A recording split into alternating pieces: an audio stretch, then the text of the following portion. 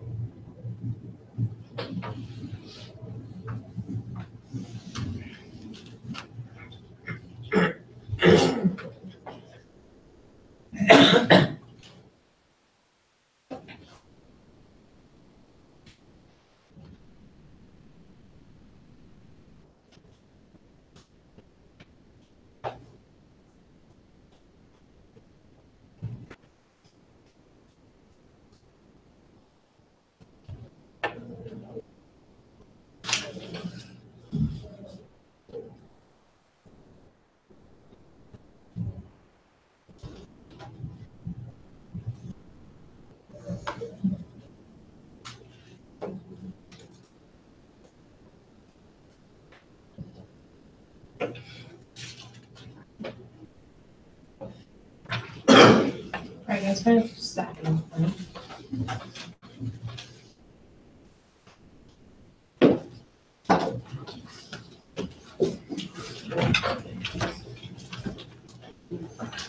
Today, we're going to talk about a new option, I guess, a new opportunity, and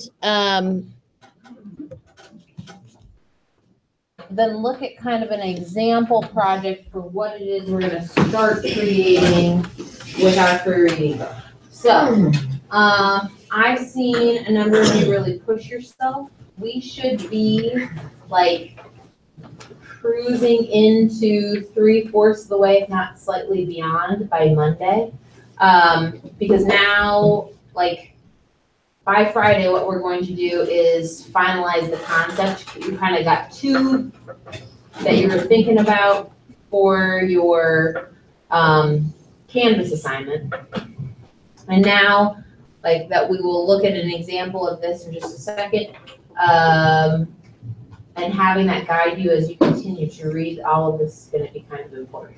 And I'm noticing this even with myself as I'm reading my book, that more text is popping out to me, and that I'm definitely pointing myself in toward one concept over another.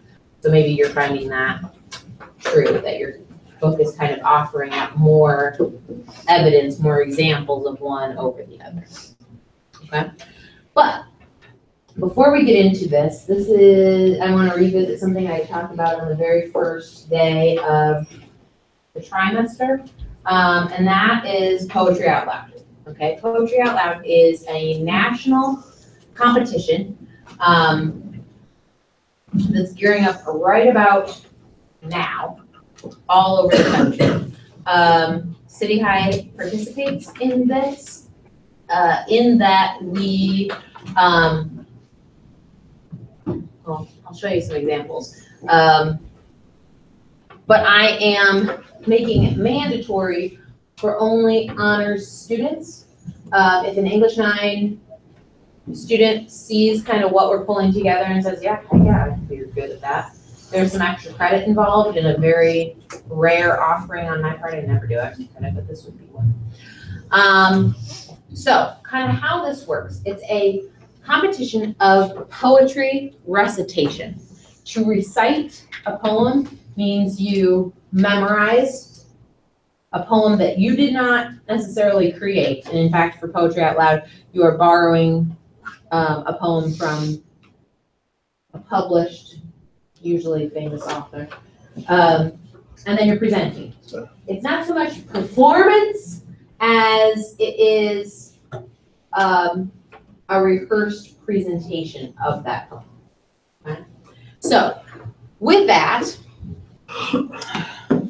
you may have done recitation in the past, where you got to choose anything that you like. In this case, Shel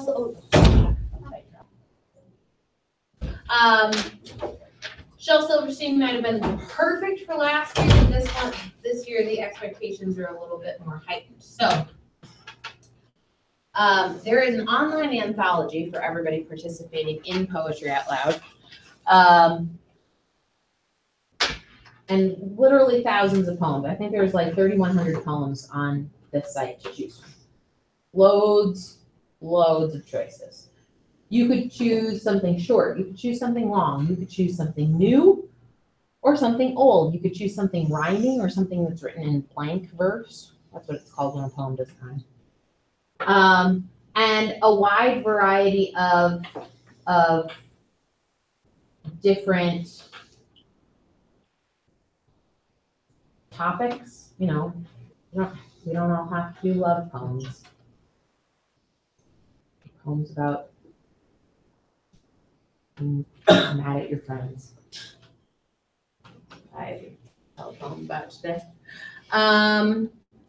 There are even there's a random poem generator that, look, trees. There are poems about trees. Okay. Now, in a nutshell, if this is something that you are participating in, you select a poem, you begin to memorize it. English 9 honors folks and actually English 9 folks that are choosing to do this, I will be offering coaching sessions. So like when English 9 is doing something, I may take honors kids kind of one-on-one for coaching out in the hall. But note that our in-class performance is going to be Thursday before break. Okay, so Thursday before break is the day. And then based on kind of like crowd feedback, but also I will be scoring as a judge would on the official like ballot for Poetry Out Loud.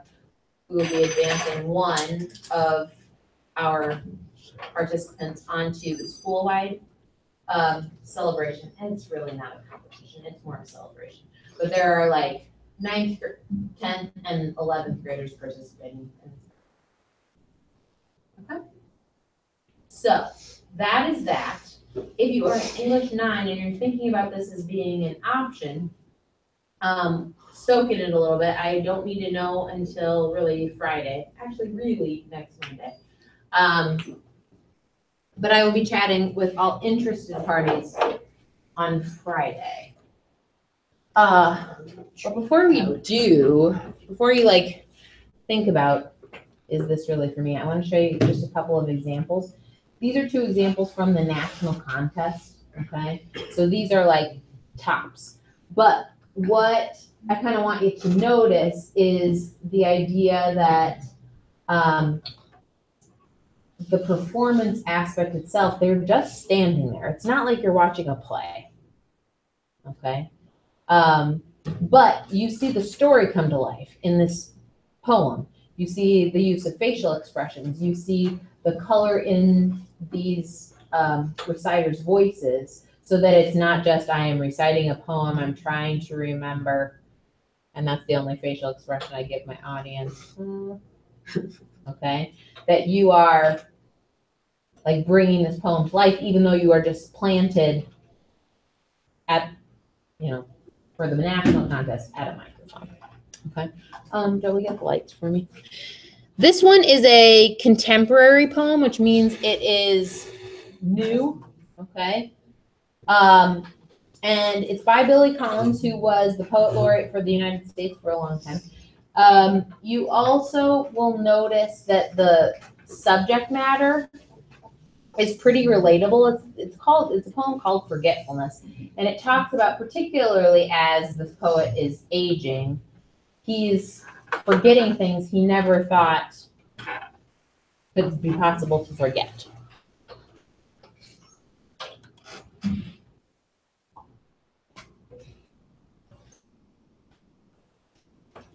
Forgetfulness by Billy Collins.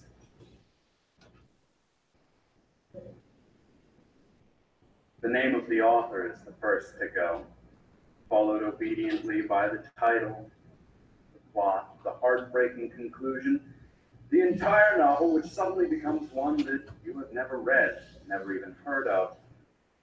As if one by one the memories you used to harbor decided to retire to the southern hemisphere of the brain, to a remote fishing village where there are no phones. Long ago, you kissed the names of the 9 muses goodbye and watched the quadratic equation pack its bag. And even now, as you memorize the order of the planets, something else is slipping away. A state flower, perhaps. The address of an uncle? The capital of Paraguay? Whatever it is you are struggling to remember, it is not poised on the tip of your tongue, or even lurking in some obscure corner of your spleen. It has drifted off down a dark, mythological river, whose name begins with an L as far as you can recall. On your own way to oblivion, where you will join those who have even forgotten how to swim and how to ride a bicycle. No wonder you rise in the middle of the night to look up the date of a famous battle in a book on war. No wonder the moon in the window seems to have drifted out of a love poem you used to know by heart. So a real straightforward poem that's like fairly easy to relate to, if not you, your parents or your grandparents or certainly your English teacher. Second one I want to show you is a total departure from that. Okay, still very straightforward, but this speaker, I think even judging from her performance, she feels this poem in a very different way. So the quality, the I don't know, the tension in her performance is a little bit deeper, a little bit more emblematic of like maybe speaking to who she is. But thinking through the first one, he was really utilizing his voice to try to like evoke that sense of humor. This one, her facial expression is what gets me, and her use of gestures, very pointed gestures. Also the pacing that she uses between like where she speeds up and where she really slows down, all are choices that she's made in order to make the meaning of the poem really shine. So this is a poem called Frederick Douglass. Frederick Douglass by Robert D. My voice is just like, It's finally ours.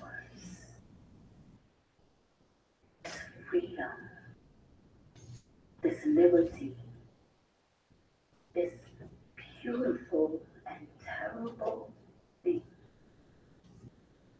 needful to man as air, usable as earth, but it belongs at last to all. When it is truly instinct, brain matter, diastole, systole, reflex, action.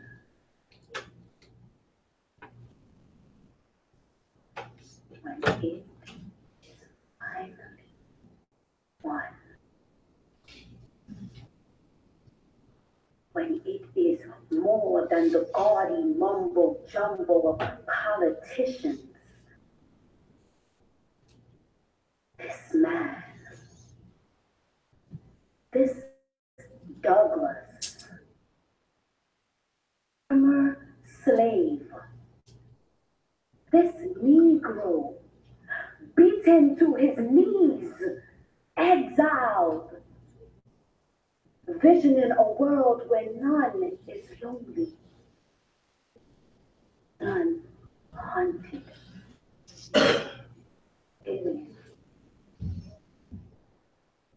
This man, superb in love and logic, this man shall be remembered. Not with statutes, rhetoric, not with legends and poems and wreaths of bronze alone, but with the lives grown out of his life. The lives fleshing his dream of the beautiful, needful thing.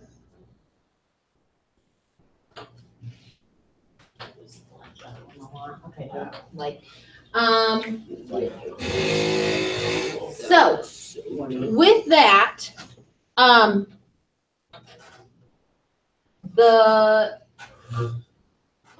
just kind of let that simmer and percolate.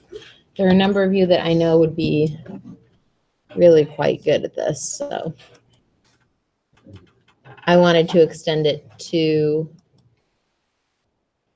English 9 folks as well. Okay, so moving on. We've been talking a lot about this prose poetry project. There's been a lot of preparation necessary to do justice to this prose poetry project, but you haven't seen one yet. Okay, today's the day.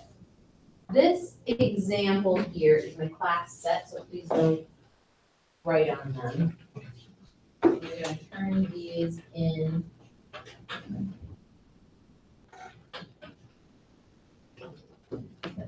Period. But we'll have these to reference as we move forward. So a couple things I want you to think about as I read this out loud.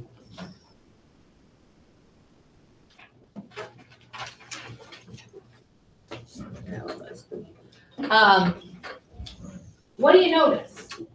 What do you notice about the structure? What do you notice about the literature itself? What may you try to recreate in the project that you are going to do with your free reading book and the poetry that you still have left to find? And then what seems important to remember? If this is a marker of a successful project, what does it seem that is worthwhile to like really keep in mind? Okay, so prose poetry. 2 forms of literature that are blended together, almost like a zipper. And Drake, you can put your Chromebook away because you don't need it.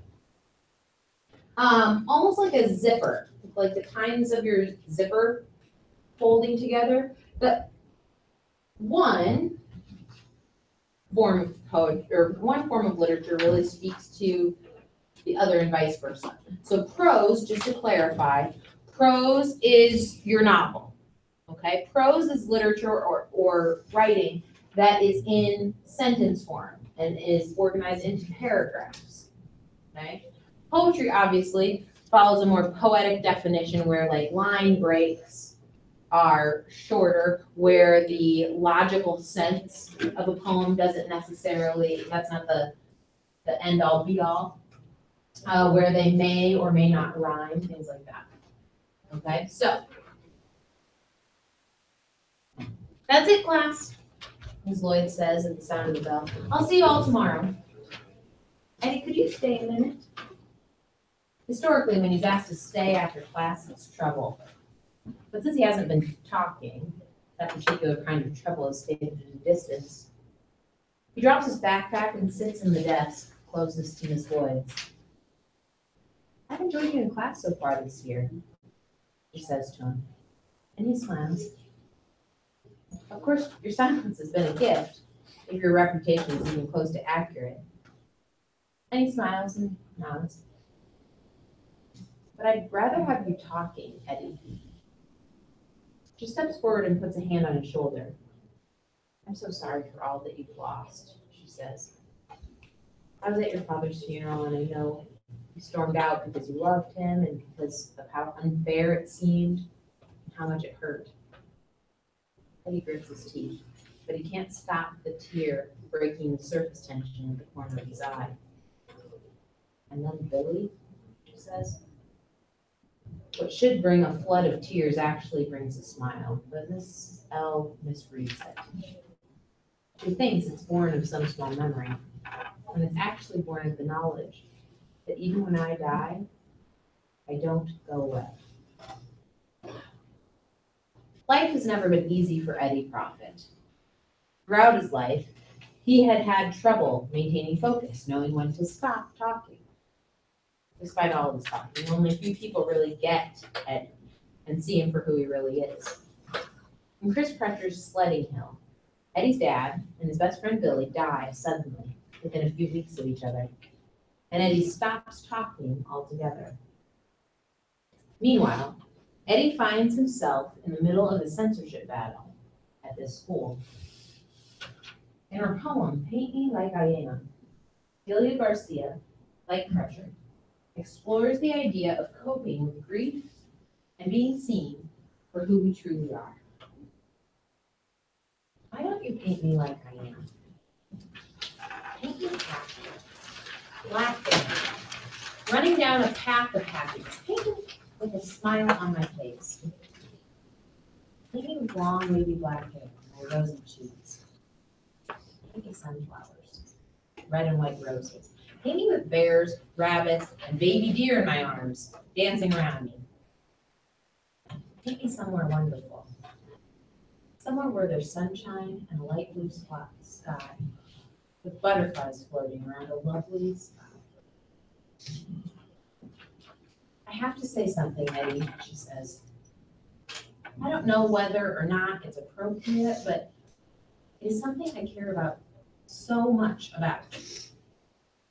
I don't need an answer, I just need to say it. It seems some of the kids have gotten their hands on copies of War and Peace and finished it.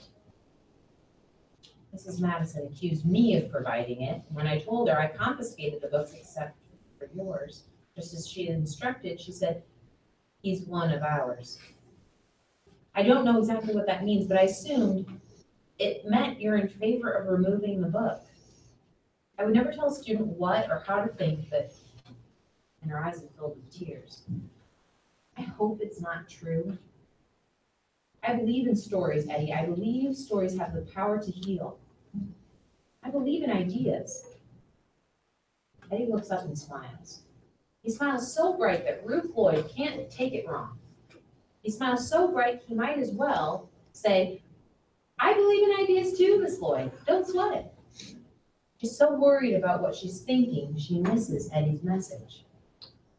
I feel so bad for what you've been through, she says, that I don't know how I could fight against you. I hope that doesn't happen because I have to defend this book and all books like a warrior. I have to, Eddie. If you're on the other side, please know I'm just fighting for an idea. I'm not fighting against you, okay? Eddie stands and smiles even bigger. If he doesn't reel it in, his face is going to break. He places one hand on her shoulder as he reaches into his backpack and extracts the book. He pats it again. He pats it against his heart 3 times and holds it there. He says, "All done," and hands it to her.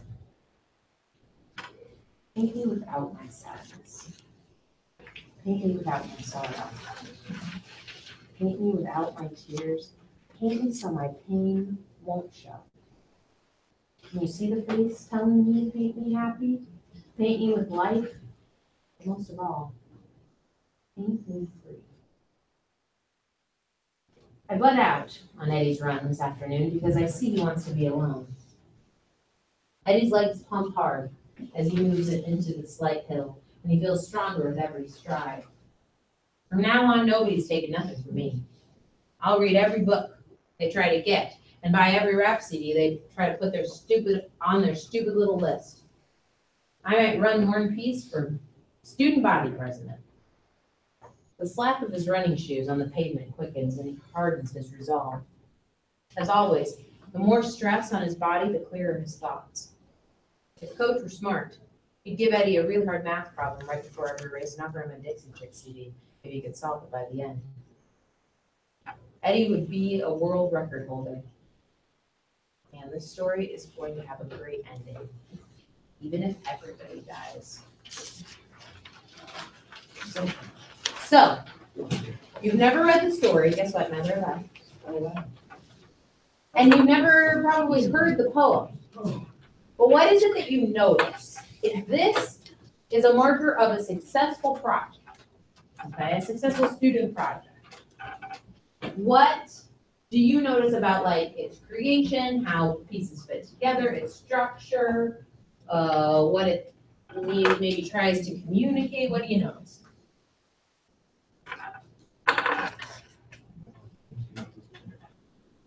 What? What did I say? Okay, then don't talk. What do you notice, Eric? The poem's expressing the text. Okay, how so? What do you think? He says, don't paint my sorrow. Okay, Because even though he has sorrow, he doesn't want to feel it. okay. So he wants people to see him without sorrow. And that is super, Eric, because like neither one, I mean, the poem kind of says it, but the text doesn't, which is exactly what I'm hoping that you'll notice.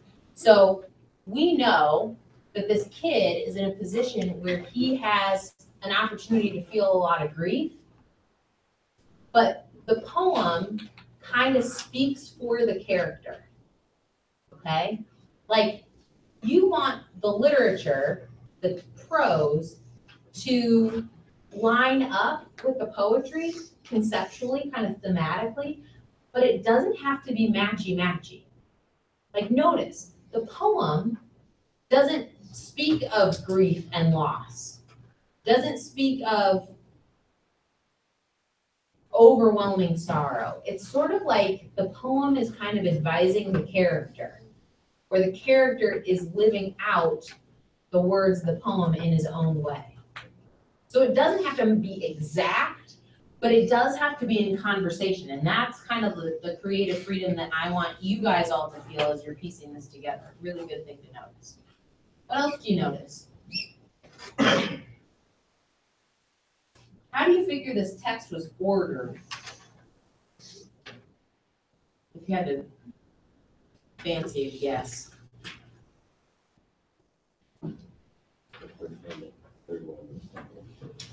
First one, third one, and second one? Maybe.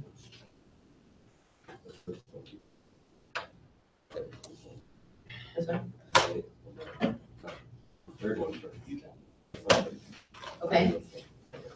Okay, so Gabe's making a guess, and I don't even know if he's right, that the third piece of text from the story would have actually chronologically maybe happened in the story before this scene with the teacher. Can you see how the scene from the teacher, though it's split in half with this section and this section, is from like probably the same page and a half? Okay, and that's totally fine. That's why I really pushed you to and encouraged you to get sizable chunks of text to all fit together. That's really helpful. Okay, so you can totally go out of the chronology of the novel as long as it makes sense here, which I think it does. I don't know, I've never read the story, but it holds together. I like that end line at least. Okay, what do you notice about the introduction?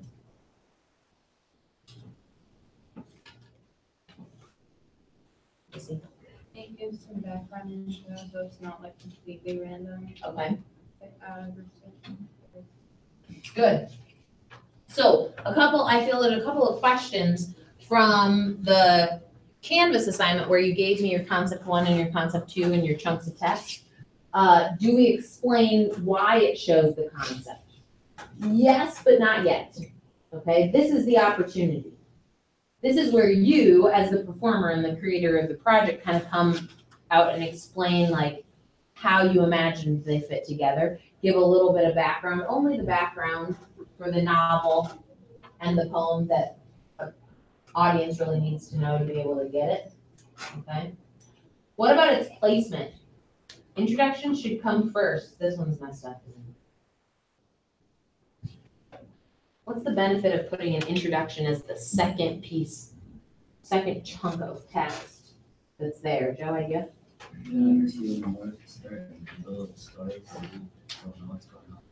Yeah. Good. So it gives, yeah, Omar got something to add? It's because you already know what, like, basic, you're more engaged in the reading. Okay. Yeah, I'm You have something to like apply to. good. So this first section of text may leave the audience with questions that then your introduction kind of clears up. But at the very least, whether you start, and it's totally up to you how you'll want to begin, if you start with poetry or you start with prose, but the audience will kind of have an ear for the tone of your project, if this is a funny project, if this is a sad project, if this is a powerful project, if it's an angry project, okay, if it's a mysterious project, okay? But you've given enough sense to kind of like start paving the way, but then you come in with some clarification, and then you'll continue to give with the context that your audience has. Okay? Good. No question. Poem ever not powerful, just to prove a point of like. Yes, I do think so. That a poem doesn't have to be like one of my very favorite poems is a William Carlos Williams poem about plums in the fridge, and he ate one and he left a note for his wife that he ate the plums. That's like the main. There's more in depth. You can see it as more than that. But is it powerful? No. Or is it just really relatable? Too. You know, I mean, it's a very good debate. What about ready? Yeah. Yes, exactly. Ladies and gentlemen, will you pass these examples forward? We will be digging into some poetry searches, thinking about how you've got 2 concepts in mind. We will be looking through some ideas tomorrow from some poetry that you may want to nail down. So it's your boy.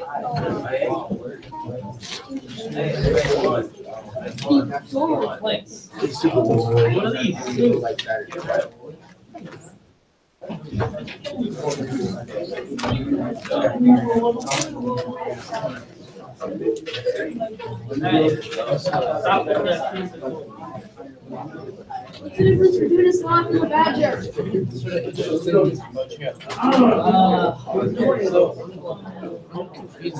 Badger starts with the letter B and sloth starts with the letter S. No, they don't.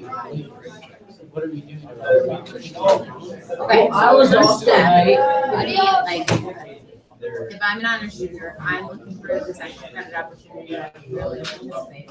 I would follow that link, okay? to start kind of perusing the website. There are, like for instance, is 25 lines of words, particularly if you've not had a whole lot of experience with memorization, it might be a good place to start. So then you click through, and the New Colossus, I know that this is a poem that is written on the side of the Statue of Liberty. Okay, I see it, the title looks interesting. I pull this up, I read through it.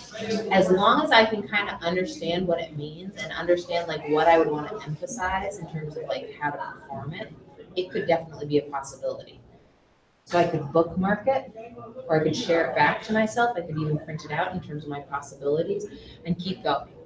Once you decide on one, okay, and we'll be talking way more about this before you ever have to decide, okay?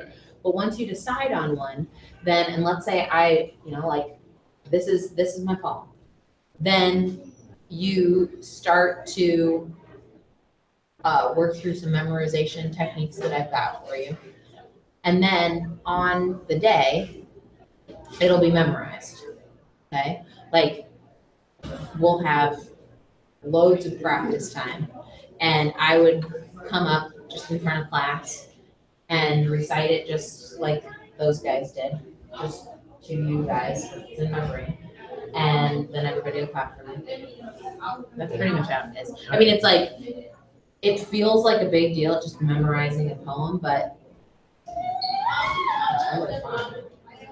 Like, and especially when you like get to the performance stage of it, like just the sheer act of getting up here makes kind of shine.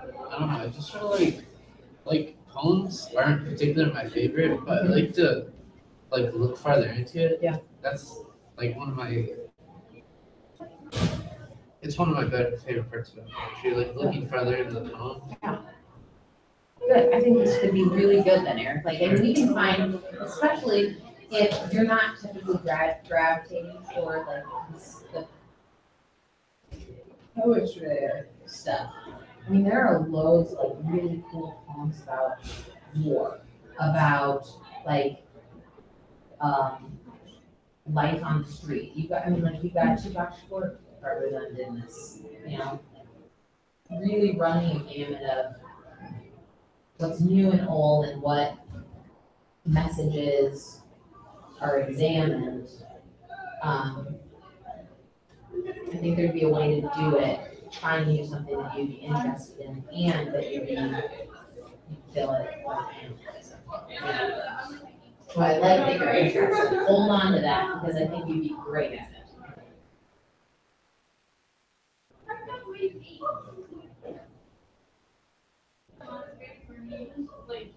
You hurt.